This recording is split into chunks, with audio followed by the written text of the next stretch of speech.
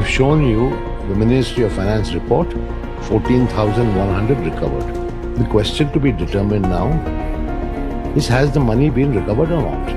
तो फाइनली विजय माल्या ने 9 साल बाद अपनी चुप्पी तोड़ दी है और राज भाई के 4 घंटे के पॉडकास्ट में अपनी बातें बताई हैं। आपके लिए शॉर्ट में समराइज करके देता हूं कि एक्चुअल में उन्होंने कहा क्या। तो पॉडकास्ट के स्टार्टिंग में विजय माल्या अपनी कंपनीज के राइस के बारे में बताते हैं, यूबी ग्रुप के राइस के बारे में बताते हैं, किंगफिशर एयरलाइंस के राइस के बारे में बताते हैं, इंडियन विस्की ब्रांड में नंबर 1 बन जाते हैं और जो इनका किंगफिशर बियर ब्रांड है ये 50% मार्केट कैसे एक्वायर कर लेता है इस बारे में बात होती है। आईपीएल में मुंबई इंडियंस के बिडिंग के टाइम पे बहुत ही छोटे से गैप से वो हार जाते हैं और उसका ब्लेम हंसते हंसते अंबानीज को देते हैं। तो इवेंचुअली इनके पास में लास्ट में 3 फ्रेंचाइजीज के ऑप्शन थे जिसमें से उन्होंने चूज किया रॉयल बेंगलोर और ये एक बहुत ही बड़ा मार्केटिंग डिसीजन था उनके रॉयल चैलेंजर विस्की को प्रमोट करने का। उसके बाद में किंगफिशर 2008 तक इंडिया की नंबर 1 एयरलाइंस बन जाती है। उन्होंने ये भी कहा कि किंगफिशर ने कभी भी कोई भी लोन नहीं लिया।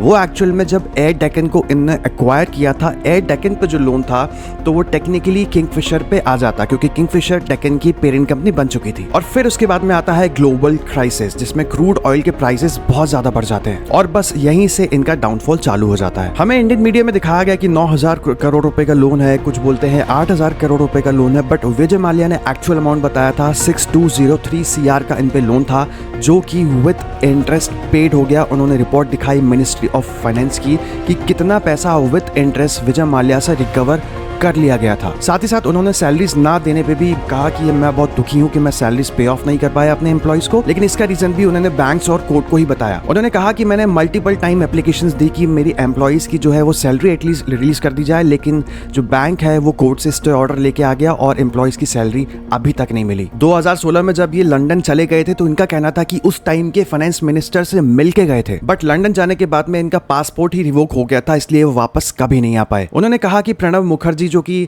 उस टाइम पे शायद फाइनेंस मिनिस्टर हुआ करते थे, उनसे बात हुई थी कि मुझे अपने एयरलाइंस को डाउनसाइज करना है, घाटा हो रहा है, लेकिन प्रणब मुखर्जी के कहने पर इन्होंने अपनी एयरलाइंस को डाउनसाइज नहीं किया। साथ ही साथ इनका कहना है कि इन्होंने मल्टीपल टाइम्स बैंक से कांटेक्ट किया था सेटलमेंट करने के लिए, लेकिन बैंक ने मना कर दिया। मोर और लेस अभी तक 14,000 करोड़ रुपए विद इंटरेस्ट गवर्नमेंट वसूल चुकी है विजय माल्या से। आपका क्या थॉट है इस बारे में कॉमेंट्स में जरूर बताइए।